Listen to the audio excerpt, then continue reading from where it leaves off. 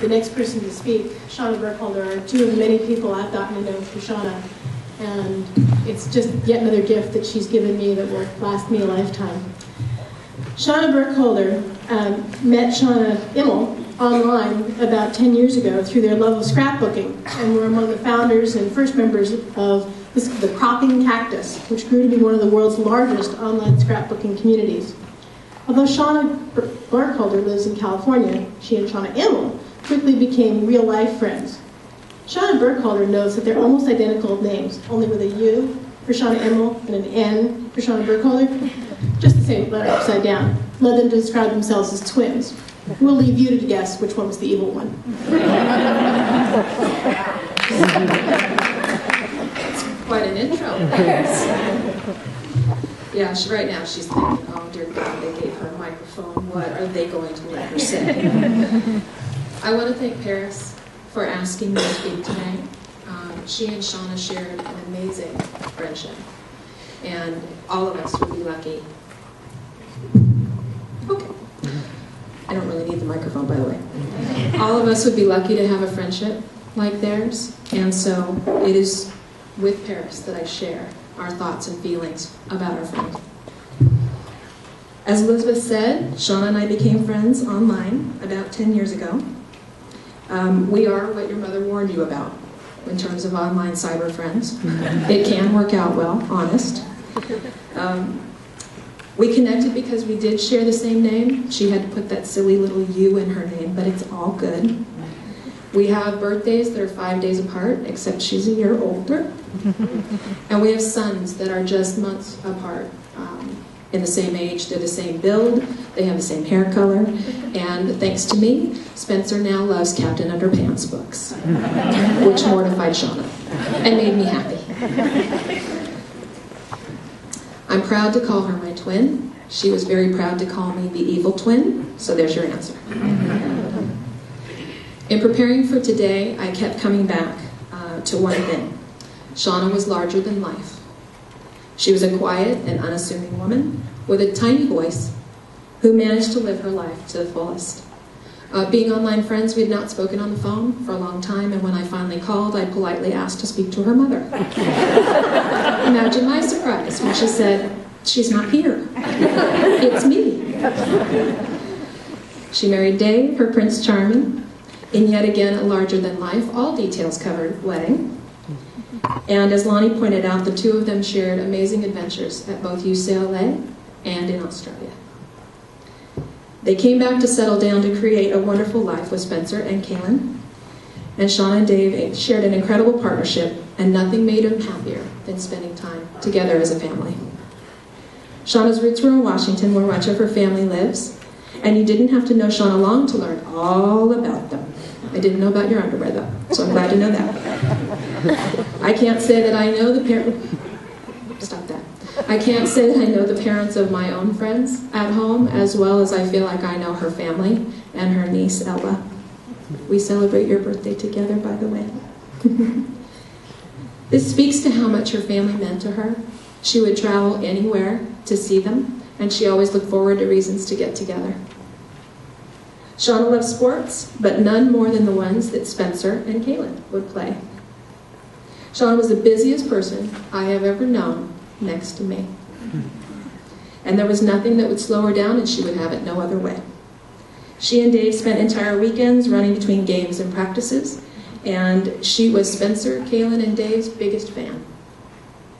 She would ride this huge wave of excitement when the kids had a win. It was intoxicating. When Dave coached a team, all of us would get play-by-play details and the standings, and I found myself excited about sports I knew absolutely nothing about, and cheering for teams that I had no clue who they were, because I'm in California. There was no team more important to her than Team Immel. She was proud of her family and loved supporting them in everything that they do. Now, don't get me wrong, that girl had a competitive spirit. She was a star athlete in college, and she channeled that energy into her creativity and artistic talent. She was an exceptional artist with a unique and subtle scrapbooking ability. What started out as a hobby when Kaylin was a baby soon became her passion and eventually her career. She spent 9 years doing what she loved, designing and creating for hot off the press. She competed in contests over and over again, winning award after award, well-deserved, and being published in magazines and books all over. Shauna and I were night owls when we first met online, and texting was not in yet. That was a long time ago. So we would instant message back and forth at night, late into the evening. And quite often she would work on a page to perfection, and of course it would be nearing midnight, and the postmark date for the deadline was coming. So she said to me on our instant messages, "I need to leave. I'm headed to the post office near the airport." Now? Right now? Who's awake? Who's going to know, that you're out doing this? Well, nobody. They're all sleeping. So I would stay up and wait for her to come back. And she would pop online, say she got home, and we both go to bed. Now I've lost my place, sorry. Her love for what she did was infectious, and it was great to be a part of it. She loved to create, and her amazing creations would draw other women to her as they hoped to have just a little bit of her creativity rub off on them. She believed in each one of us, and when asked for suggestions or advice on a scrapbook page, she would encourage us to figure out what we would do. Even with all of that recognition, she was never boastful. She was always humble, and she was always encouraging to anyone that had an interest in doing what they loved. Her ability to write deep, moving, and vivid selections was incredible. She loved to write, and her writings became a source of expression to her and a source of insight to others. As with all things, she did them from the heart and gave 100% at all times. No matter where Shauna was or what she was involved in, she would meet new people. She was easygoing and fun to spend time with. She also had the incredible ability to share long-lasting relationships as well. Many of you here are a testament to that. She stayed in touch with childhood friends, schoolmates, college pals, roommates, sorority sisters, teammates, local scrapbookers, sports families, and school families. Her family and friends were the cornerstone of her strength and support as she battled cancer. She was strong, brave, and resilient throughout. For those of you that don't know, Shauna spent much of her time with Ruby, her little red Blackberry, who I had the pleasure to name. Ruby allowed Shauna to read emails, texts, and messages on Facebook, which became a constant source of support. Shauna would often thank me, as I'm sure she did many of you, for walking in this world with her. My reply was always the same: you make it easy, and you're easy to love. To know Shauna was to love her.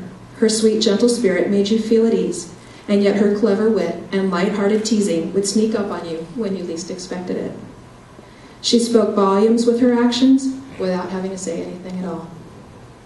She poured her heart and soul into everything she did, and her writings embody a depth that changes lives and makes all of us look at things differently.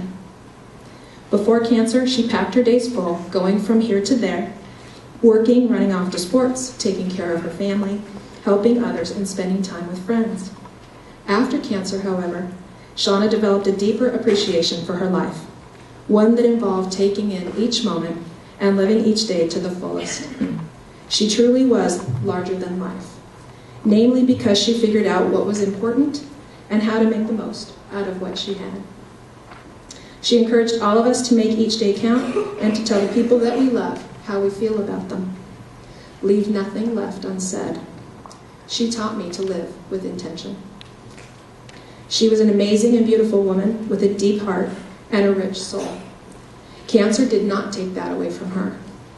Through all of her challenges and struggles, as she faced chemo, she radiated beauty inside and out. She fought cancer like no one I have ever known, driven by the love that she has for her family and for life. She called herself a super cancer hero, and she was. She fought cancer with everything she had, and she was determined not to let it win. It is easy to think that it won because she's not here with us today, but that's not the case. I believe cancer lost to love. Her love for life and her love for all of us. She blessed us with her strength, insight, determination, and that lives on in all of us forever, in spite of cancer. Love never dies, and it's our responsibility to her and to ourselves to live each day to the fullest and make what she stood for count. Sleep sweet, my friend. Sleep sweet.